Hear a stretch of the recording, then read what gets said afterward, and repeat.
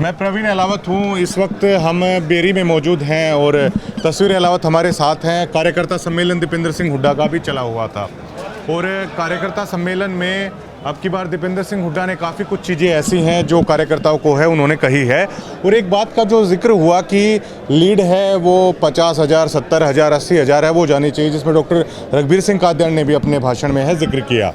लेकिन अब सवाल ये उठ खड़ा होता है, पिछली बार प्रॉपर बेरी से है वो कांग्रेस पार्टी बुरी तरह हारी थी, मतलब कहीं बुरी तरह हारी थी। बेरी विधानसभा से जो सबसे ज़्यादा मार्जिन होता है वो होता है डीगल का क्षेत्र है या छारा का क्षेत्र है।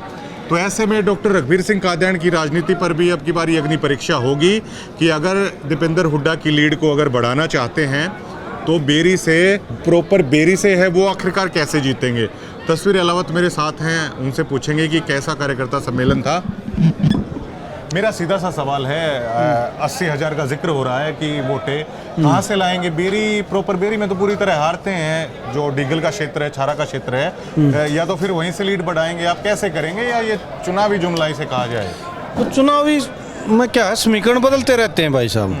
लेकिन 80,000 की जो लीड कह रहे हैं, 70-80,000 की लीड कोई घनी बड़ी बात नहीं है लेने के लिए। पिछली बार भी अगर गांव के हिसाब से देखा जा तो डीगल गांव पिछले जितने भी 9 हल्के हैं, रोहतक कॉन्स्टिट्यूंसी है जो लोकसभा की, उसमें सबसे ज़्यादा लीड डीगल गांव की थी, 3174 वोटों की थी। और उसके आसपास से ही 10-11 हज़ार की थी। मैंने कहा कि उधर से ज़्यादा लीड है, इधर का क्या है फिर? इधर भी बेरी से भी अब की बार आप देखियो, पिछली बार के समीकरण कुछ और थे, बेरी बार अब की बार और हालात होंगे बेरी में। बेरी में पिछली बार 14 वोटों से करीबन एमपी साहब जीते थे, लेकिन अब की बार बेरी में भी 2.5 से 3,000 की लीड हम मान कर चल रहे हैं, जो अभी समीकरण है भाई साहब। मान कर चल रहे हैं, ग्राउंड पे भी है? ग्राउंड पे है तो तभी तो मान कर चल रहे हैं, वैसे क्यों मानेंगे? अभी ये कुमार समाज के लोग मिलने आए थे, इनकी अच्छी खासी तादाद है।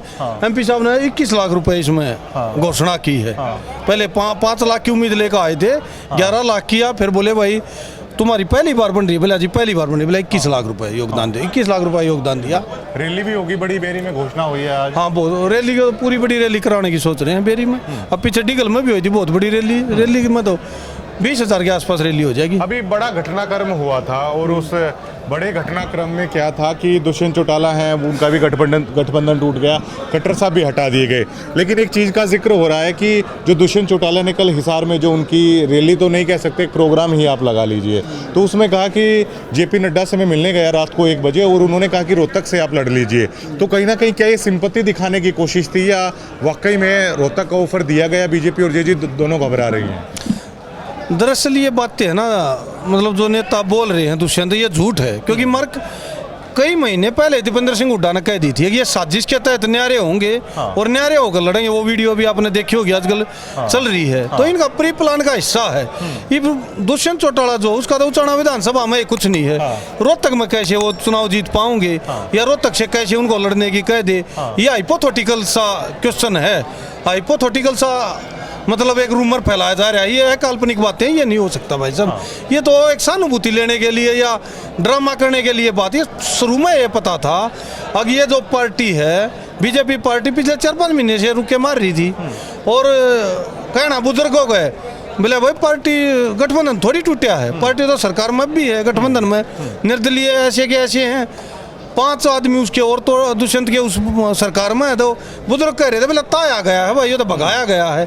एक किस्म से जिस हिसाब से दुष्यंत ने इस पार्टी के पाया नीचे बैठ के, बिल्कुल इनके पैरों में बैठ के इतने दिन रिक्वेस्ट करी, उसके हिसाब से तो ता दिया, पार्टी में से भगा दिया, गठबंधन में से। तो दुष्यंत का कहीं भी कोई आधार नहीं है, क्योंकि उसने दीपेंद्र हुड्डा का क्या आधार, राजनीति का विकास का आधार? दीपेंद्र हुड्डा का तो सारा आधार है भाई साहब। दीपेंद्र हुड्डा का तो जितने व्यापारी बेरी में पूरा व्यापारी है, अभी यहाँ व्यापारी आ रहे थे, कई कह रहे थे बोले दुष्यंत हुड्डा से ही, इसे दीपेंद्र हुड्डा से ही उम्मीद है मैं। अब जैसे ही भी पर्ची खर्ची चल रही है, जगह जगह पर्चा डॉलर खर्चा मांग ले हैं, इनको आते ही तो दीपेंद्र ने तो कही है स्टेज से कई बार, बोले भाई बदमाशों को कह देंगे या तो जगह छोड़ जाओ और या फिर अपनी आदत बदल लो। यही हुड्डा साहब ने कराया था 10 साल की सरकार में, कहा था या तो हरियाणा छोड़ जाओ या सुधर जाओ। बहुत एनकाउंटर हुए थे, उसी लहजे को, उसी लफ्ज को योगी आदित्यनाथ जी ने उठाया यूपी में, या तो यूपी छोड़ जाओ या एनकाउंटर हो जाए।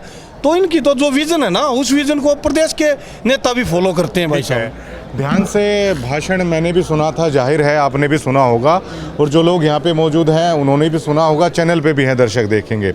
जो आप दीपेंद्र सिंह हुड्डा के विकास का दावा करते हैं या जो आप खुशहाल बेरी की जो आप बात करते हैं, ना आपके विधायक बेरी को लेकर कोई बात है ऐसी कह पाए कि पिछली बार 10 साल कार्यकाल था बेरी में क्या विकास किया, ना आपके दीपेंद्र सिंह हुड्डा ये बता पाए बेरी विधानसभा में क्या विकास किया। विकास की जब बात आती है तो जिक्र हो जाता है झांडली थर्मल प्लांट का, हो जाता है बाड़सा एम्स का, हो जाता है या महम के कार्गो एयरपोर्ट का हो जाता है।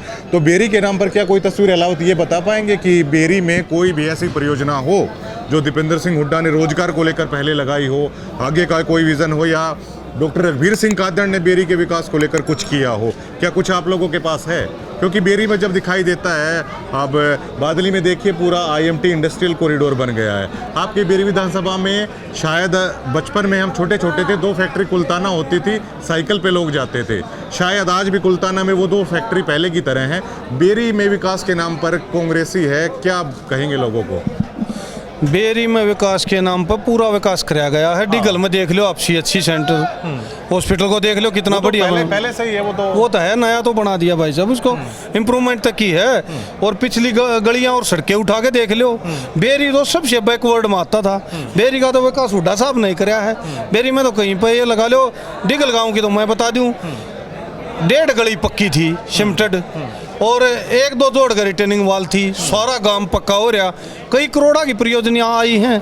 बेरी में तो पूरा विकास के मामले में ना पूरा काम होया है। हाँ, बड़ी इंडस्ट्रीज के मामले में कोई कसर मसर रहेगी? मतलब क्या इस चीज़ पे लोग सवाल करेंगे ना कि 6 बार से आपकी कांग्रेस पार्टी यहाँ से विधायक हैं और 6 बार से लगातार है वो बनते भी जा रहे हैं, तो 6 बार से लगातार बनने के बाद क्या आपको ये लगता है कि बेरी की जनता के साथ न्याय किया आप लोगों ने? बेरी जनता के साथ पूरा न्याय हुआ। आप गली गली जाके देख लो भाई साहब, बेरी के तो पुराने आप मेरे मित्र हैं, लेकिन इसका मतलब ये नहीं होता कि मैं कठिन सवाल है वो नहीं पूछूंगा आपसे। बेरी में पूरा काम किया है। बेरी में ऐसी कोई जगह नहीं है जहाँ काम ना करे। नहीं बताओ, ये उपमंडल बना रखा, सर्किट हाउस यहाँ पर बना रखा है, तहसील यहाँ पर बना रखी है, को यहाँ पर कई चीज़ें, कई वो को स्कूल हैं जो अपग्रेड करे गए। बेरी में काम क्या नहीं किया, सारे काम किए, बढ़िया काम किए। बेरी में करोड़ों का बजट आया। बेरी का तो जो इलाका था ना, उसमें मतलब ये लगा लो शहरीकरण तो कहीं था ही नहीं, बिल्कुल रूरल गांव था। उन गांवों में गलियां भी पक्की नहीं थी। अगर बजट के हिसाब से देखी जाना, कहीं तो चलो फैक्ट्री मिल गई, वो ऐसे प्राइवेटाइजेशन के कारण भी आ गया। यहाँ तो गवर्नमेंट का अगर बजट देखो तो 500-400 करोड़ रुपए दे रखे बेरी में तो भाई साहब। अच्छा देखिए, ये रूरल एरिया ज़्यादा हो जाता है, अधिकतर खेती किसानी से जुड़े हुए लोग यहाँ पे रहते हैं, तो बेरी विधानसभा में अधिकतर एरिया है वो डूबा ही रहता है। उसके लिए ना प्रपोजल शायद आपकी सरकार में था, ना आगे कोई प्रपोजल है, सिर्फ ये चुनावी भाषण ही है। देखिए चलता है सारा, लेकिन वही चल रहा है शायद। ना भाई साहब, क्या है, बेरी में चलो कुछ ज़मीनें बूढ़ में दिक्कत आ रही है, वो धान की वजह से है। उसके लिए दीपेंद्र सिंह हुड्डा ने इस इलाके के लिए, बल्कि पूरे हरियाणा के लिए, या जो सेम की समस्या है, मतलब ये लगा लो या झज्जर से लेकर पानीपत तक है और उधर 80 तक है, यहाँ इसके लिए मैं कार्गो एयरपोर्ट ले रही थी। और कार्गो एयरपोर्ट से क्या था, अगर जो अलग अलग तरह की फसलें हम बोते, फूल फल सब्जियों की, और कार्गो के माध्यम से, जहाज के माध्यम से हमारा माल जाता, 4-5 लाख रुपए का किला बैठता। वो कार्गो एयरपोर्ट बीजेपी ने उठाकर जेवर में रख दिया, तो उससे हमारा ज्यादा नुकसान हो रहा है। ये सेम की समस्या 1995 के बाद ज्यादा आई, चलो पहले भी थी, लेकिन 95 के बाद ज्यादा आई है। आप ठीक है, मोहित गोयत मेरे साथ हैं, युवा टैलेंटेड जर्नलिस्ट हैं, वो भी यहाँ कवर करने के लिए आए हैं, सर्वे भी लगातार कर रहे हैं। कैसा लगा मोहित देख के कार्यकर्ता सम्मेलन, किस तरह का लगा, क्या महसूस हुआ बेरी को लेकर? देखिए प्रवीण भाई, अभी जो संख्या के आधार पर और जिस तरह से जो बातें भाषण में थी वो सारी चीज़ें अलग होती हैं, लेकिन ग्राउंड पे जब लोगों से हम बात कर रहे हैं तो कुछ लोग जिस तरह से रघुवीर कादड़ ने कहा कि भाई एमएलए की वोट में बेशक बीजेपी के साथ बदला कर लेना, तो ये बात मतलब कहीं ना कहीं डर जो है वो उनके मन में दिख रहा है। रघुवीर कादड़ के मन में डर जो साफ जाहिर हो रहा है कि बातें वो क्या है कि बीजेपी के साथ एमएलए की वोट में बदला कर लेना और एमपी की वोट जो दीपेंद्र को दे देना। मतलब कहीं ना कहीं दीपेंद्र के सहारे जो है रघुवीर कादड़ अपने 2024 के नैया पार करना चाह रहे हैं। फिलहाल का हालात जो है वो ये है, मतलब ये सोचते हैं कि एक बार एमपी साहब की तरफ वोट कन्वर्ट हो जाएंगे तो फिर वो ऑलरेडी आनी है शायद। हाँ, मतलब एमपी साहब की तरफ एक बार वोट कन्वर्ट हो जाए और जब तो हमारा नंबर आएगा, असेंबली के चुनाव होंगे, तो फिर एमपी साहब के सारे जो हम अपनी नैया पार जो है कर लेंगे।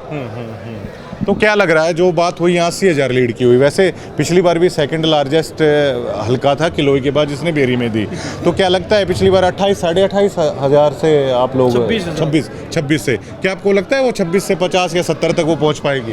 प्रवीण भाई, फिलहाल यहाँ का जो हालात था और जिस तरह की बातें रघुवीर कादयान के मुंह से हम सुन रहे थे, और बेरी के जो गांव है आसपास के, या प्रॉपर बेरी की जो लीड थी वो आपने भी देखी, हमने भी देखी, और उस इलाके की जो लीड थी, तो मेरे हिसाब से कांग्रेस को अब की बार अपने उसमें बदलाव करना चाहिए। हर बार एक ही व्यक्ति को चेहरा बना के और हर बार लोगों के बीच में एक ही व्यक्ति ना थोप के चेहरे में बदलाव करे कि एमएलए के लिए अपना कोई दूसरा और चेहरा, हल्के में बहुत सारे लोग मेहनत कर रहे होंगे, तो उनमें से किसी एक नए चेहरे को, या जिस तरह अलावत या कादयान का फैक्टर उसमें से अगर चेंज करके कांग्रेस करती है तो कुछ ना कुछ बदलाव करना पड़ेगा। एक डर के ऊपर कांग्रेस कब तक चलेगी? आपकी तो भाई साहब 100% 70,000 की आओगी, आप ये सोचो मत। देखिए वो ऐसा है ना सर कि आप पार्टी से जुड़े हुए हैं, आपकी मजबूरी हो सकती है, लेकिन पत्रकार तो साफ बोलेंगे। मजबूरी नहीं हो सकती। डीगल के आसपास के गांव में गए 10,000 11,000 की लीड थी 5-7 गांव से। उधर सारा में 2389 वोटों से जीते थे। एमपी साहब 3174 से यहाँ से जीते थे डीगल से। चलो पिछली बार बेरी में आसपास में यहाँ पर कमी रहेगी, अब की बार यहाँ पर देखियो, अब बेरी में की संख्या देख लो यहाँ कितनी थी। तस्वीर भाई, अगर ये हालात हैं तो फिर आपके विधायक जी ऐसा क्यों बोल रहे थे कि भाई एमपी की वोट जो है एमएलए की वोट हम बदला कर लेंगे, एमपी की वोट मांग लेना उनसे? आपके विधायक के शब्दों से क्या लग रहा है? आप बता दो आपके विधायक के शब्द क्या कह रहे हैं? वो तो भाई साहब इसलिए कह रहे हैं, अगर जो हुड्डा साहब का चुनाव है दीपेंद्र का, वो देश की राजनीतिक इतिहास में एक नया आयाम स्थापित करेगा। वो तो ये लगा लो, चौधरी चरण सिंह, चौधरी छोटूराम, चौधरी देवीलाल, भूपेंद्र सिंह हुड्डा, उनके बाद लीडरशिप तय करेगा। पूरे उत्तर भारत में एक लीडर बनाने का काम करेगा। ये चुनाव ये आम चुनाव नहीं है, ये मतलब ये चुनाव हरियाणा की चंडीगढ़ वाली कुर्सी को वो करेगा। उसके लिए वो कह रहे हैं कि भाई मेरा चाहे 2 वोट घाट दे दियो, लेकिन दीपेंद्र सिंह हुड्डा जोड़ी ने पूरी तरह लीडरशिप के लिए जो एमएलए की वोटों का बदला किया जाएगा, भाई एमएलए की आपको दे देंगे, आप एमपी के में दे दो, मतलब बदलाव की बात होगी। उनका एक व्यक्तिगत सुझाव है भाई साहब, व्यक्तिगत इच्छा है, मेरी घाट दे दियो, एमपी साहब की ज्यादा दे दियो। और वोट तो यहाँ हुड्डा साहब की चकमा, हुड्डा साहब का सारा रोड़ा। हुड्डा साहब की वोट हमको कमी थोड़ी है इस इलाके में। हुड्डा साहब की वोट है सारी 70,000, 100% से जीता है 70,000 से। डिगल मतलब उन गांवों में से था जिसने रोहतक लोकसभा में मतलब मैक्सिमम लीड है वो दी थी, नंबर 1 पे ही था शायद, ठीक है। अब की बार दबाव में है आप, इतना हो पाएगा? कमाल है, और ज्यादा भी होगा इससे। पिछली बार 3174 की लीड थी, इस बार तो वोट बढ़ भी रही हैं, 5,000 की लीड पाओगी भाई साहब, पूरी 5,000 की। बयान हो जाते हैं राजनीति लोगों के, आधार क्या होगा इस चीज़ पिछली का? बार तो जाति पाति का रंग ज्यादा बढ़ रहा था भाई साहब, क्यों वो करा? सच्चाई बात ये, जाति पाति का रंग ज्यादा था, इब का ना है वो रंग। अब की बार तो लोग समझ गए, अगर भैया तुमने सिर्फ ज्यादातर धर्म में बांट कर पर्ची ले हैं और कोई कारण ना, इब ये कुमार समाज से थे, बढ़िया समाज से थे, पता कौन सा समाज यहाँ नहीं आ रहा था। पूरे हिसाब से डीगल में जाके देखो आप, डीगल में आप घुस के, आप तो गाँव है भाई साहब आपका था, आप जाके माहौल देखो डीगल में आसपास में बेरी इस एरिया में भी देख लियो, दुकान है पूरा माहौल रहेगा। 5,000 की लीड है भाई साहब, लिख लो आप, ले पहले बताते हैं हम। भाई मेरा एक सवाल है आपसे। अरविंद शर्मा ने रोहतक में एक प्रेस कॉन्फ्रेंस करी और वहां कहा कि भाई मैं मैदान में हूं, और दीपेंद्र को कह दिया लंगोटी बांध के मैदान में आ जा। वो तो इस तरह से आपको चैलेंज कर रहे हैं, और आपके विधायक जो वोटों के बदलाव की बात करें, एमएलए में थोड़ी दे दियो, बीजेपी के लिए बदला कर रहे हैं। क्या इन चीजों से जीत संभव है? यार वो तो एक उनकी व्यक्तिगत इच्छा है कहने की, लेकिन लोग नोट बांध के दाए रहे हैं, और क्यों करावा भाई? वो तो न्यू का था राज्यसभा छोड़ दे, राज्यसभा तो 20 एमपी हैं कम से कम भी जो राज्यसभा में मंत्री हैं, और मोदी जी ने लड़ा रखे, एक ने भी इस्तीफा ना दे रखा। इस्तीफा देने की क्या जरूरत? नायब सिंह सैनी और दबाव में है मुख्यमंत्री बदलाव होने के बाद, नायब सिंह सैनी ओबीसी वर्ग से आ जाते हैं, दबाव है आप लोगों ना ना ना कोई नहीं भाई साहब, वो तो सेम है। खट्टर साहब गए, सैनी साहब बात एक है, वो तो ये लगा लो कि भाई मतलब वो कह रहे थे, डॉक्टर साहब भी कह रहे थे, बोले वो पानी तो वो है पोल्यूटेड है, दूषित पानी है, तो उसने कोई सी बोतल में डाल लो। बीजेपी का जो काम करने का तरीका ना, कार्यशैली है, वो किसी भी उसमें कौन है भाई साहब, ना मजदूर की, ना आशा वर्कर की, ना आंगनवाड़ी वर्कर की, ना वो पुलिस के हक की, ना वो फौज के हक की, उसमें भी अग्निवीर, ना वो किसान के हक की, वो तो किससे भी हक की कौन है, कोई वर्ग भी तो राजी कौन है। और इब कहने तो जो किसान वर्ग है उसके 750 आदमी मर रहे हैं, उसका तो बहुत दर्द है।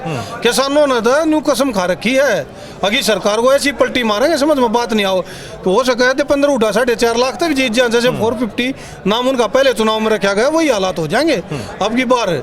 क्योंकि हम गांव में वैसे पूछ रहे थे, बुजुर्गों से पूछे थे कैसे चुनाव लड़े, उनने भी सलाह दी है बोले भाई अपने दादा के टेम का हिसाब का चुनाव लड़ो। जो थारा दादा का यार था ना, कोशी जाति में था, चमार जाति में था, जैसे उससे संपर्क करो, लोहार जाति में था उससे संपर्क करो। तुम्हारे तो सारे सर्कल 10 वोट तो हम गिरावांगे अलग अलग आदमी होगी। आप अपने हिसाब से जैसे चमार जाति में हमारा सुख से पुराना वो वोट गिरेंगे, लोहार गिरेंगे, कुमार गिरेंगे, नाई गिरेंगे, तेली गिरेंगे, मणियार गिरेंगे, धोबी गिरेंगे। अब की बार तो जात बिरादरी कति खत्म है। और जो वैसे तो भी ढीली हो रही है जो उन वर्गा में है, जो एक चीज बाड़ी गई थी पिछली बार, कोई असर नहीं भाई साहब, कोई भी असर नहीं।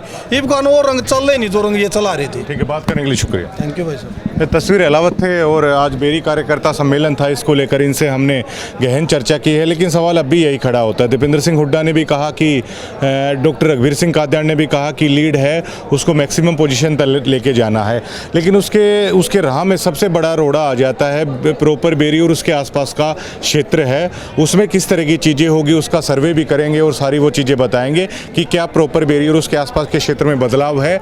अगर उस क्षेत्र में बदलाव हो जाता है तो ये लीड है वो बेहद बड़ी है, वो होने वाली है।